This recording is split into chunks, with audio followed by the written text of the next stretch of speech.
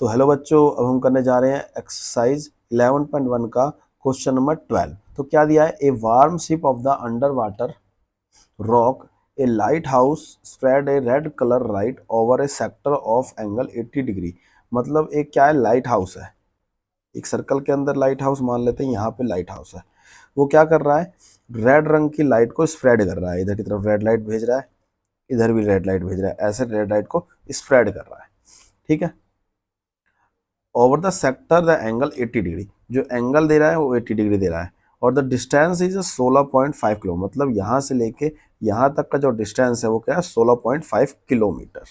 तो ऐसे ही same 16.5 kilometre यहाँ पे होगा जो हमें।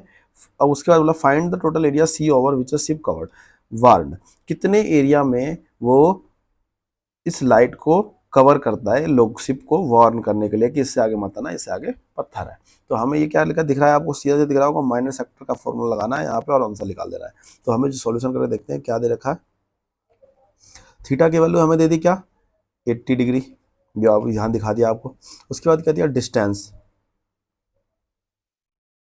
डिस्टेंस इजिकल टू रेडियस है, कितनी दूरी तक भेज रहा है वो सर्कल का, तो मान लें रेडियस ही होगा ना, तो रेडियस हमारा आ जाएगा 16.5 किलोमीटर।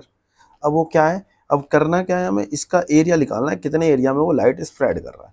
तो हम लिख देंगे क्या, निकालेंगे एरिया ऑफ लाइट स्प्रेड, इसे हम माइनर सेक्टर भी कह सकते हैं, माइनर सेक्टर।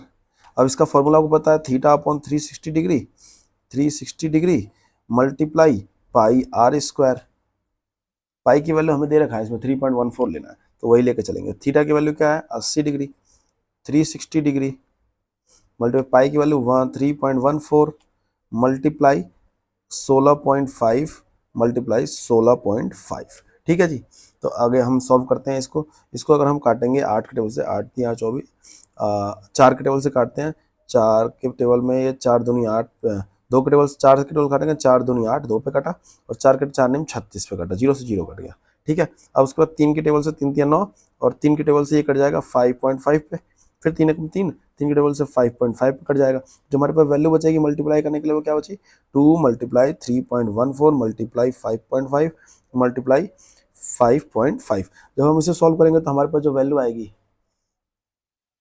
यहाँ पे हमें जो बचा क्या, 2 मल्टीप्लाई 3.14 मल्टीप्लाई 5.5 मल्टीप्लाई 5.5। जब हम इसे सॉल्व करेंगे तो हमारे पास जो वैल्यू आएगी वो क्या आ जाएगी, हमारे पास आएगी 189.97 किलोमीटर।